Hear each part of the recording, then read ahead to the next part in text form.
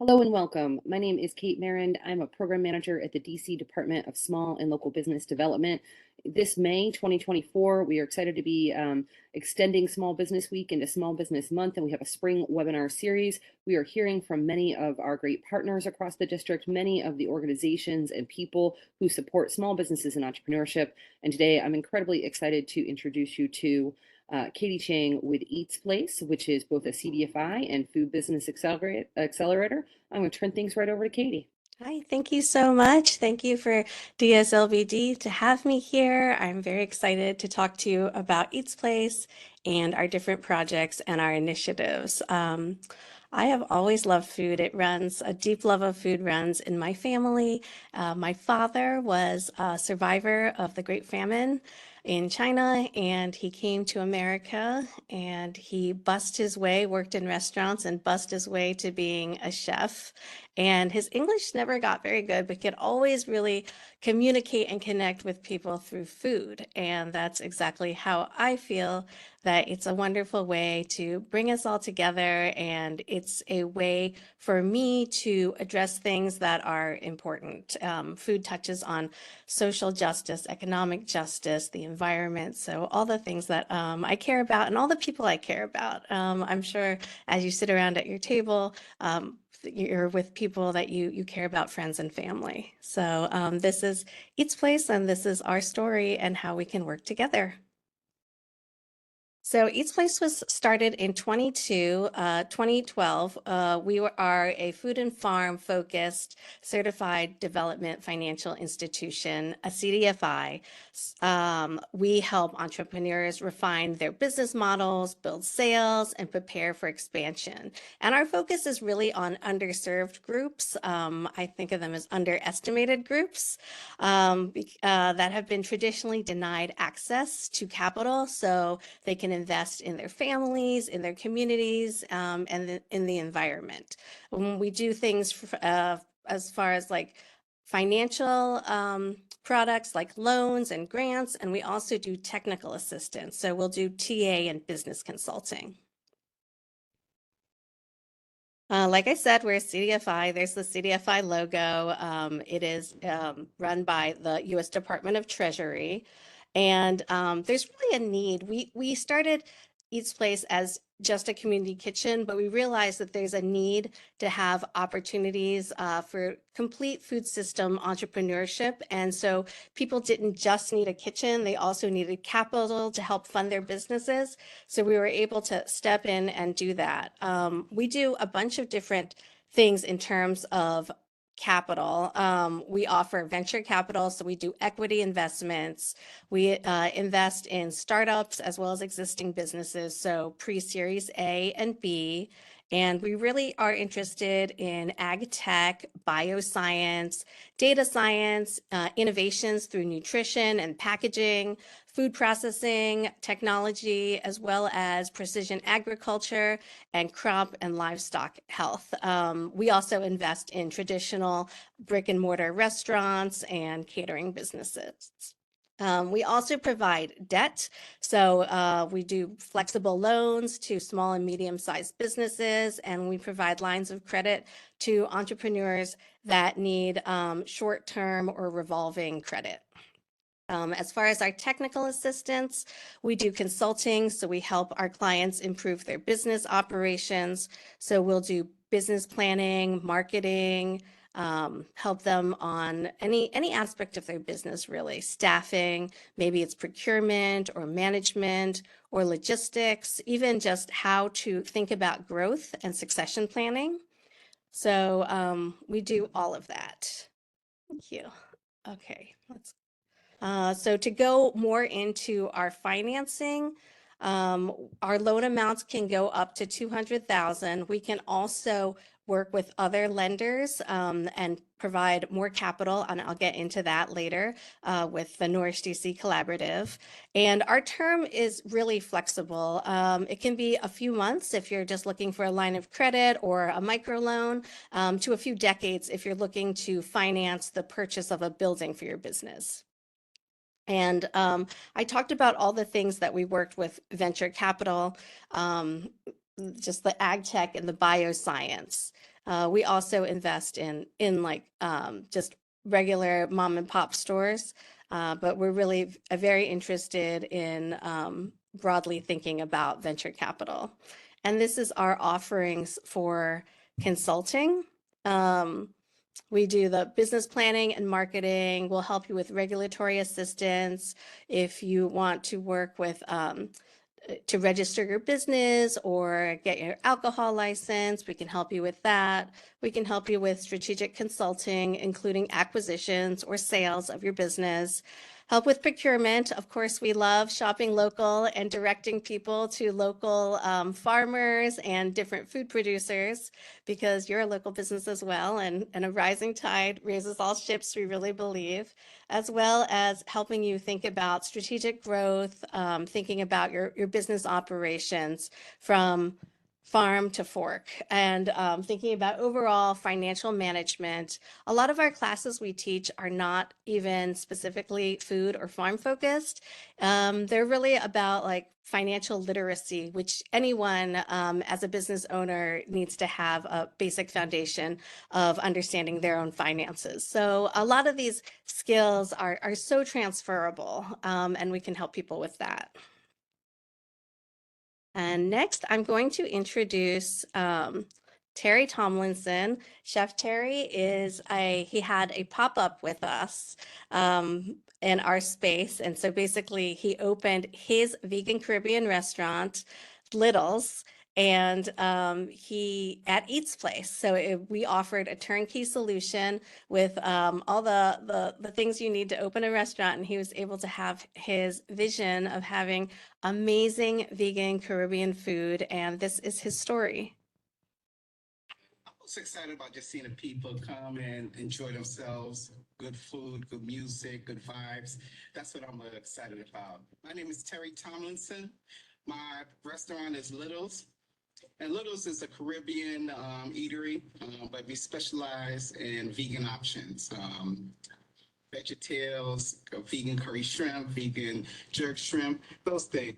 Oh, sorry, I'm getting feedback that you're not able to hear the video. Well, I'm able to hear the video. Oh, okay. I just got a ping that they went. You can hear. Okay, great. I'll keep playing. Sorry.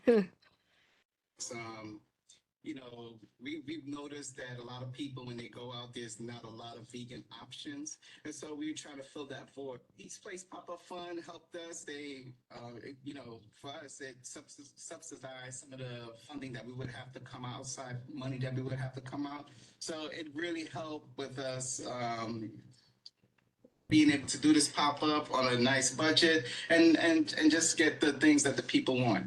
So being in this community for us is helping this community being able to thrive, being able to encourage other people to open small businesses, and just being a mentor to some people that want to get into the restaurant entrepreneurship lane.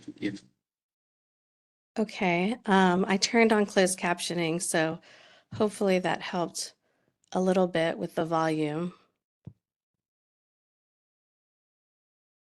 Thank you. I was excited about this. Hi, Terry. Terry's very excited. Oh, okay. So what Terry was talking about, he was using our food incubator, our fully licensed commercial kitchen and manufacturing space. It's FDA approved, and it has both everything you need to have a fully functioning restaurant or catering business, as well as food manufacturing. So we have retort machines, pressure canners for shelf-stable products as well. That's a little peek into our kitchen. And then later on, I'll share a video that gives you more of a look at our space.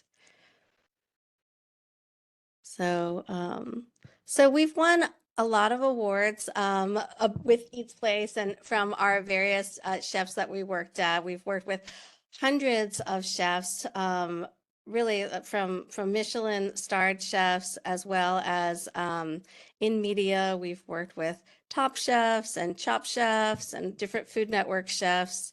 But I feel like the most successful story is someone like Terry who's had a dream with his family to start a business, and they just start it. Their dream is never going to go away until they try it. And it was just so exciting to work with them and all the chefs to see their visions come to fruition. Because a lot of times I think people feel like, oh, I'm not ready to start a business yet, and they wait and they wait. But it's just, just start, and then you can tweak it as you go, right? Start it fast, break things. It's okay. We can fix it as we go. So any success EatsPlace has had is the success from all the members that we've worked with. I have talked a little bit about being a chef or working with EatsPlace as a caterer or as a food business, but I especially wanted to highlight our farming initiatives because it all begins with the farm. So we are a USDA approved lender, and we work with different farmers, both urban and rural.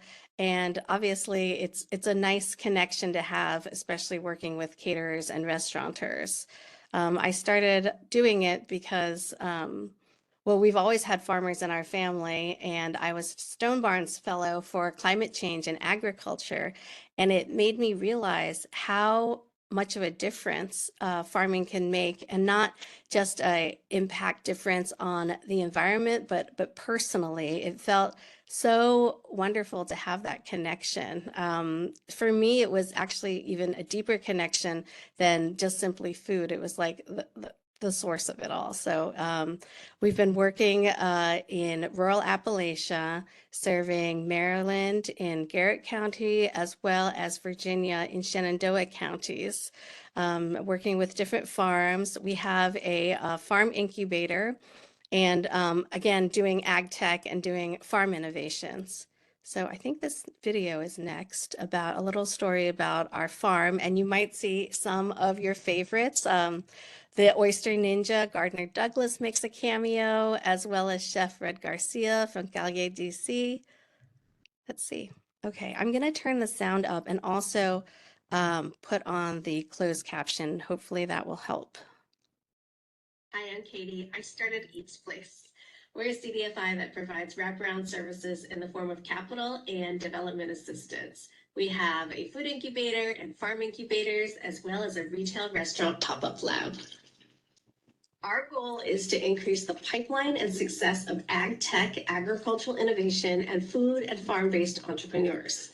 We want to ensure that their innovative practices reach the right investors and the right customers. Beyond profit, we incentivize ecosystem stakeholders to provide equitable access to resources, supporting underserved communities, and promoting sustainable, regenerative agriculture alongside ag tech advancements. Let's also catalyze partnerships and relationships between stakeholders. For me, collaboration means shared success. I want to connect both with new and established participants in the food, farm, ag tech innovation ecosystem. Picture a platform where ideas flourish, partnerships grow, and the food and farming journey is a natural part of groundbreaking agricultural innovation. Together, we are cultivating innovation, creating a future where every food and farm entrepreneur, ag tech innovator, and STEM visionary has a fair chance to thrive. Join us in building a legacy of growth, collaboration, and sustainability. Okay. So that was a little bit about our farm and how we work with ag tech. So you saw some drone shots. We do a lot of drone mapping. You saw oyster shells being made in a sustainable way for oyster farming, and then recycling of the shells. Also bio dishware, so completely natural, completely compostable dishware using greenhouse grown leaves. So different ways of what ag tech might be. A lot of people, I think, maybe think ag tech might just be I don't know, robots picking things in fields, but it's actually, to me, I learned a lot. It's actually a lot of different things that can encompass it. And that is also what I feel about food. For example, we've lent to a car wash because they wash They wash food trucks. So it can be tangentially related to food. I mean, I think everything is related to food. So if you think your business might not be related to food, let's talk because it might be. We've worked with compost companies, we've worked with straw manufacturers, all kinds of things. So it really, to me, I think like food is a way of, the food focus is a way of thinking broadly, not narrowly. And so how to work with us. So we have an intake form and it's just on our website, eatsplace.com. It might be covered by this. Let me see if I can close that, move that. Eatsplace.com. I'm Katie Chang. My email is info@eatsplace.com. You can call us. And then if you are interested in a loan or a grant, it's really a lot of the same documents that people need. So we'll need supporting documents like your business should be located in DC, Maryland, or Virginia. It doesn't matter if you're rural or urban. You'll need your tax returns, especially if you're a startup. We'll need your business tax returns, but also your personal taxes for 2 years. We'll need your financials, including your projections. And again, if you just started up, that's okay too. We'll review your personal financials. We'll look at your corporation documents. Maybe you're a partnership, maybe you're an LLC or a corporate.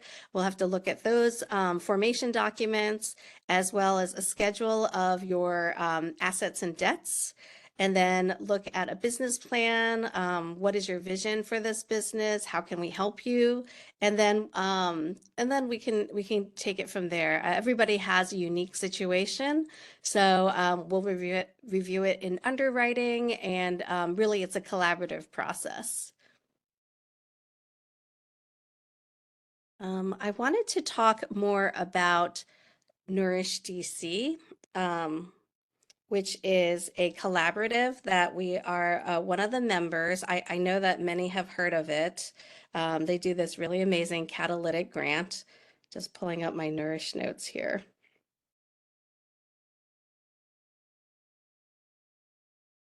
And we are one of the members with other CDFIs and also technical service providers.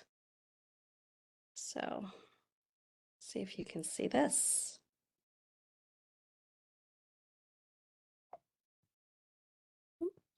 There you go. Okay, so Nourish was launched in 2001, and the Nourish DC Collaborative was made to support the development of a robust ecosystem of locally owned food businesses. And so really the focus is on helping the neighborhood be vibrant and do health equity in DC's communities, especially the underserved ones in wards 5, 7, and 8. With underserved access to grocery stores or other food businesses like restaurants.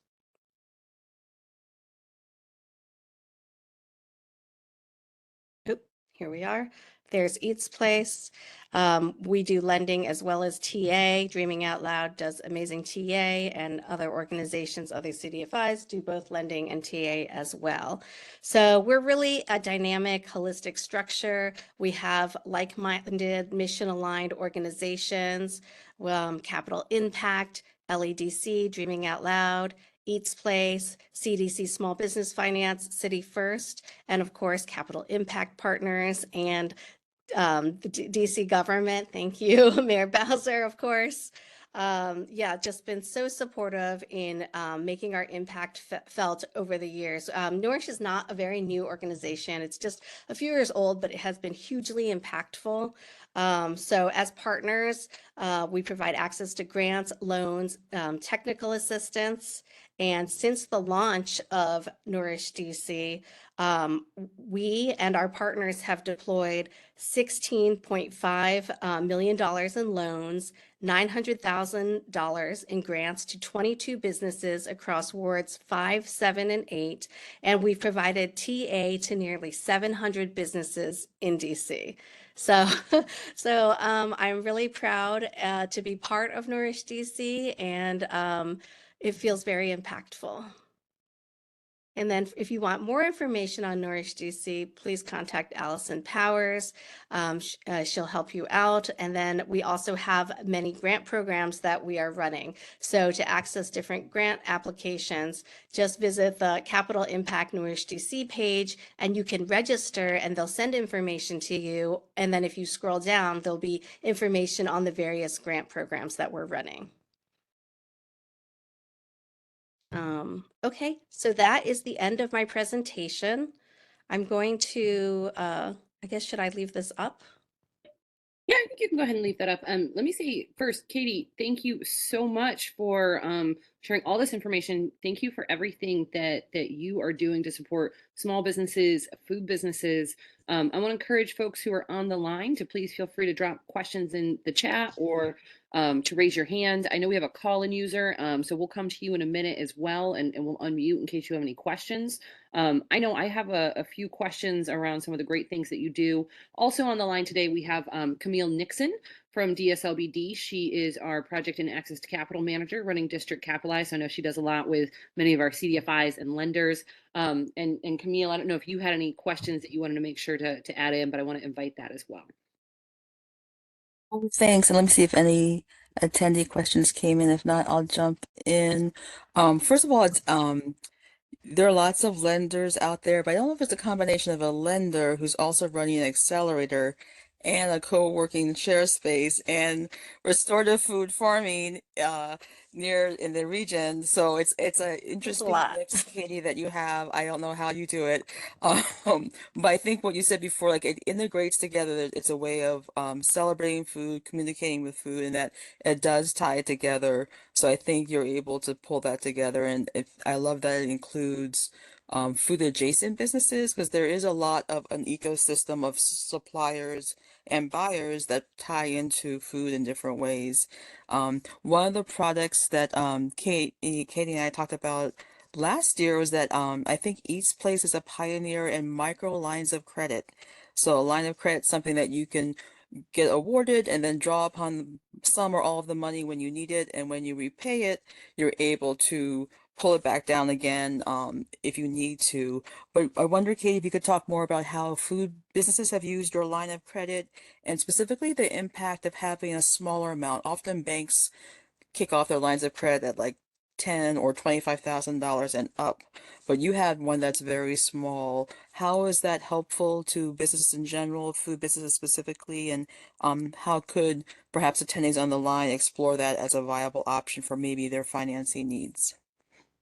That is a great question. Thank you.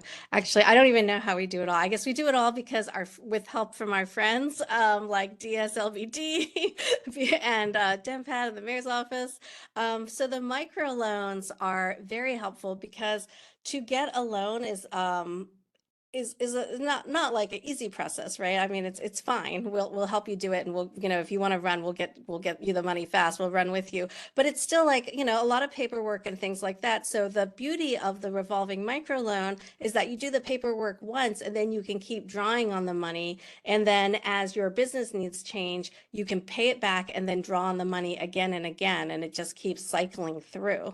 And for food businesses, that's hugely important because ingredient costs. That's one of our best ways that we've used it is to help chefs that are doing a pop-up, and maybe not even necessarily at EatsPlace, but they're doing like a pop-up or a food truck, and they need to buy food for their project, and then they get the loan for that, buy the food, and then they have like lines out the door. They sell out, and then they're able to pay back that micro loan. And then they're like looking at their calendar, and they let me know, hey Katie, we have another project scheduled. We're going to have another 2 nights a weekend where we're going to need to draw on that micro loan. So yes, that's how we use it often. We often use it for like equipment as well. So there's a lot of creative ways to be able to use that money. It's really nice to have that revolving line of credit. And when necessary, it can also help you raise your business credit score. Thank you for that. That's super key, the business credit score, because at some point you will need a lot of money to do something, and you can't just build that overnight. I have some other questions related to your other programs, but I'm going to turn over to Kate in case Kate, you had some questions specifically about the financing products since we're talking about that right now. I think one general question, and we've been asking this to a lot of folks who work on supporting small businesses with access to capital.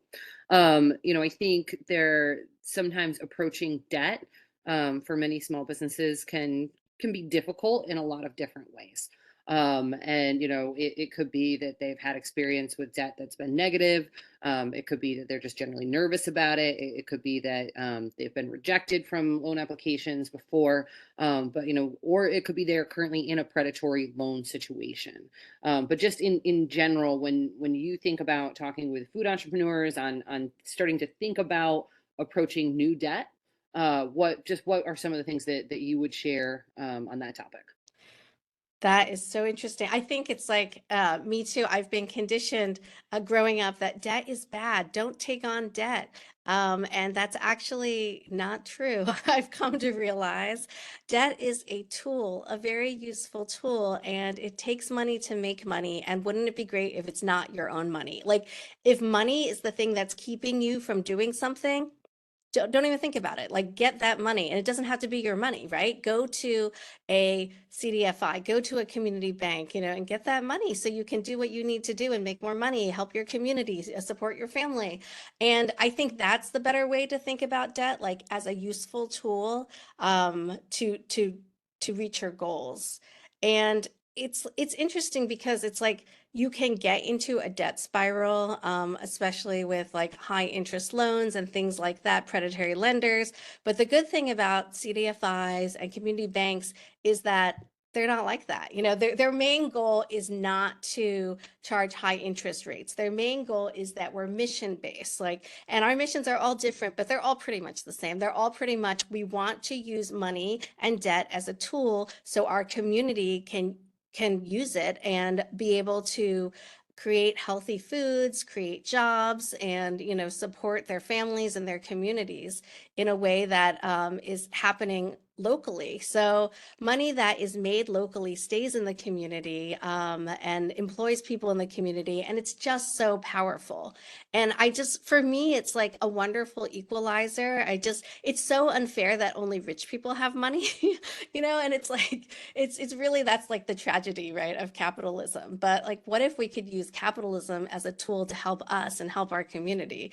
And then that's when it becomes really powerful, when people work together and pool their resources and try to use debt as a helpful tool instead of something that's harmful. And I know there's a lot of lending going on, and it is important to have that financial literacy to understand a term sheet, like to make sure that, oh, it doesn't balloon at the end. I have to pay how much in interest? And so it's really important. I mean, there's a lot of like laws and regulations in place to protect consumers and businesses, but it's also very important to be able to read the term sheet, to understand like your profit and losses, to understand if this debt is going to support your business or hurt your business.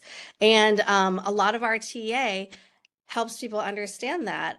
But at the end of the day, it's important that the business owner understands that. We have had a situation where someone was going to take on debt. They were going to buy a food truck, and they were ready to go and ready to buy the food truck and ask for the money. And then as part of our underwriting process, as part of our technical assistance, we looked at the laws for having a food truck, and the food truck they were going to buy wasn't even going to be legal. So it's very important to work with both your lender and your technical service provider. If they're one and the same, that's even better, to understand why you're taking on that debt and if that debt will serve your goals. If that person went to just a bank that didn't have any assistance, they would just buy the food truck and it would be useless. They would not be able to operate it in their city. That is such a great example and great perspective, and thank you for sharing that. We've got a couple of questions that came in the chat. I'm going to take them out of order just for the flow of conversation. And after we do these next two questions, I'm going to come to our call-in user. But the next question is, does EatsPlace have any resources, or can you help navigate the various food and beverage industry certifications? Sure. Do you mean like DC food managers and alcohol manager certifications. I think that's what you mean. We can. So on that website, there's an intake form, and that would be under technical assistance, and we're happy to provide technical assistance in any regulatory things that you want to navigate, getting your food manager's license, or any sort of licensing or requirements like that. If there's something specific, you can feel free to ask it now or just reach out to me later. Thank you for that. And anyone who is on the line, please feel free to keep putting questions in the chat. Make sure that one wasn't a clarification. We got a thank you for that. So I think that might have hit the right note. The next question is, are there any networking opportunities in the near future?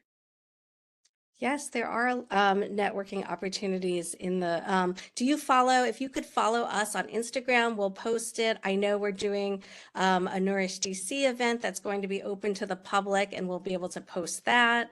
EatsPlace often holds tours where people naturally network. So there's a lot of organic and set networking events. Thank you for that. I'm going to go to our call-in user and then come back to the chat. But for our call-in user, I am sending you a request to unmute. If you have a question, please feel free to just come off of mute and ask that.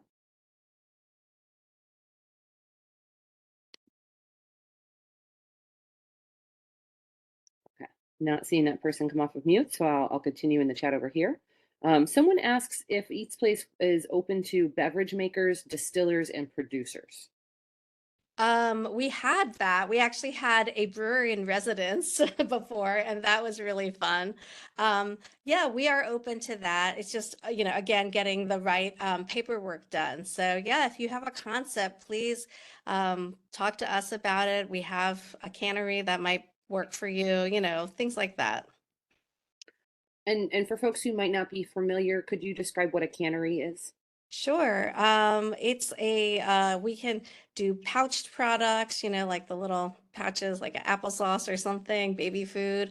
We can do tin cans, we can do glass things, and it's really like basically a pressure cooker to bring things to kill yeast, molds, and bacteria, and bring things to shelf life stability, maybe up to 5 years. So yeah, you could do that. You could work with us on that too. And we're really excited about the cannery. Jem had helped work with us on that. And the idea is to work with the local farmers and be able to capture their produce at its peak freshness and can it and make sure that it becomes shelf stable, that we can distribute it to communities that need fresh, healthy food. Thank you for that. We got a bunch more questions coming in. This is exciting. The one is just, could you share the Instagram name? You made reference to it. And I think folks want to look it up. Sure, it's just Instagram / it's EatsPlace. So it's the Like same name. Instagram.com/EatsPlace. Wonderful. The next question is, do you work with any companies in the medical cannabis industry? We did before, they were trying to figure it all out. And so we can work with CBD companies, but we don't work with anything containing THC currently. And then just for folks who are on the line, if you are seeking support on medical cannabis, one of the things you'll want to do is work through any of the licensed spaces with the Alcohol, Beverage, and Cannabis Administration. We do have some light programming at DSLBD under Just Cannabis, so you can come and meet with us. We know that some of those resources, they're building up, but there are not as many of them as there are in some of the other spaces for different industries. Someone did show up late and wanted to ask a little bit about what EatsPlace is. I'm going to recommend that you watch the recording later because we covered a lot of that in the first 40 minutes. But then there's someone else who has a very specific question, and I don't know if this is a good place for them to follow up directly, but I'll read the question. I'm currently in a bind. I need access to a commercial kitchen to get a certificate of occupancy to get my business license, but I have the sales volume to afford to pay monthly for a commercial kitchen. I don't know if they meant to say that they can't afford it. I'm not sure. How would you suggest that they follow up or explore with EatsPlace? We have a commercial kitchen that's available, so please fill out an intake form at the eatsplace.com, and then we can contact you. And oh, you don't have the sales volume. I just saw that pop up. Okay. Okay, so maybe you need technical assistance. Let's talk about like why don't you have the sales volume? How do we get it up? And what are your current business needs and how do we scale? So please contact me. Thank you for that. And that's going to lead into, I know someone has a question in about the availability of the recording. That will go up on our YouTube in a couple of days. We have been sending out recaps. We'll be sending out full recaps if you're on the InnoEd email list as well, from all the sessions in the series. But I'd love to spend a moment, Katie, on that last question that we had. Food entrepreneurs or folks who are interested in getting into the food space, it may be some of the most common business models and types of folks who first approach us when they're first starting. And we do know that a lot of people hit the barrier of affordable commercial kitchen space. We do know that for some folks, that means they can't move forward. For other folks, they're exploring some of the shared commercial kitchens. We also know there's a space, and this isn't the space isn't approved by Department of Health, that some folks will just go forth anyway. They won't be able to grow their business, and they run into a lot of challenges with that because it's not under the regulations. I do think I'm just sort of curious, for your message for food entrepreneurs who are struggling to find affordable space. Just some general thoughts, whether they're coming to Eats Place or just in general. Um, Good question. Please do not make soup in your or bathtub. That will never works, never turns out well. I've heard stories. It is very important to find a licensed food kitchen, but also consider cottage food laws. They've been evolving. DC has been talking a lot with different food producers, and cottage food laws might be able to fit in if you're not at that scale yet. And you can still make certain kinds of foods for certain markets at your own home. And that's relatively new, so I don't know if people have explored that, but that's an option. And then just working, different commercial kitchens have different rates. Call around, they can change. Some places, oh, thank you for the link. Some places price match, we price match. So it really depends on working on collaborative. We always talk to each other. I'm constantly referring people to different food incubators depending on their needs and their availability, and people refer to us too.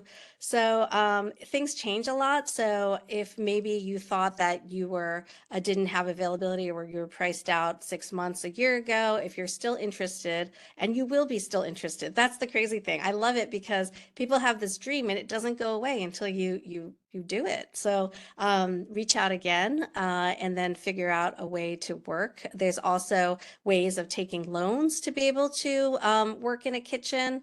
But I would also say that if you've never worked in a commercial kitchen, it's worth getting a few hours in. Like maybe you don't have to sign up for a year membership, but maybe just get a few hours in to test your product, test your team, do your recipe development, because it's a wonderful way to scale, like from your home kitchen to a fully licensed commercial kitchen. Okay. I want to just do a last call for questions in the chat. I'm going to have one, maybe two wrap-up questions for Katie. This has been such a great discussion. But I think one of the things to just sort of ask a little bit about, when we're thinking about that sort of larger sort of incubator space, all of the different shared commercial kitchens are different. And sort of what are the spaces when folks are just exploring the large space of different possibilities of ghost kitchens and other things, what makes Eats Place stand out as sort of it might be a good fit for them particularly? We really stand out, I think, because of all of our wraparound services. So we are not just a commercial kitchen. We also have a restaurant, bar, food retail pop-up space that you can use. We also provide technical assistance. If you need business planning or business consulting, operations, and then importantly, we also provide the capital. So I think it's important to have a resource, a technical resource like a kitchen, but that's just one part of the puzzle. And it's nice to have a partner like EatsPlace to help you figure out your whole business. We had a couple more questions came in. One question came into the chat. I think we might have partially answered it, but someone is asking a little bit about how do they find out more about pricing and the level of commitment for the kitchen space itself. Is that something on the website? Did they reach out to you? Yeah, just reach out to us. We can do a tour. Yeah, we can just talk, complete the intake form. That's the first step of working with us. Thank you for that. And then I have one last question, unless anything else comes in, Katie, to just kind of wrap us up. You've shown such you've demonstrated and explained to us the love and commitment of food as part of our economy, of supporting food businesses. And you've worked with so many. And I'm curious about any stories or thoughts that you have specifically about pivots and changes that people may make in their business, whether they stay in food, whether they move to food adjacent, but just, the lessons learned that you have from the great work that you've been doing.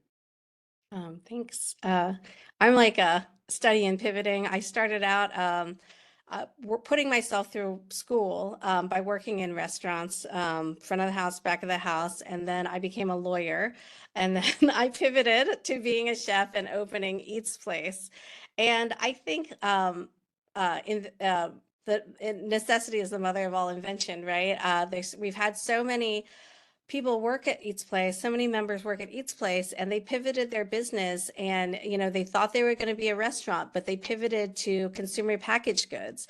And when they were a restaurant, they were maybe doing like tiny little pop-ups, but now they're a consumer packaged good company, and they're selling nationally. They're selling to Target, they're selling to Whole Foods and Costco. So I mean, there's so many stories of pivot. So if something isn't working with your business, you have to pivot and think about what you do. And it doesn't mean start from scratch. It means take what's good and keep building on that. And then the things that are not working, you can just leave that.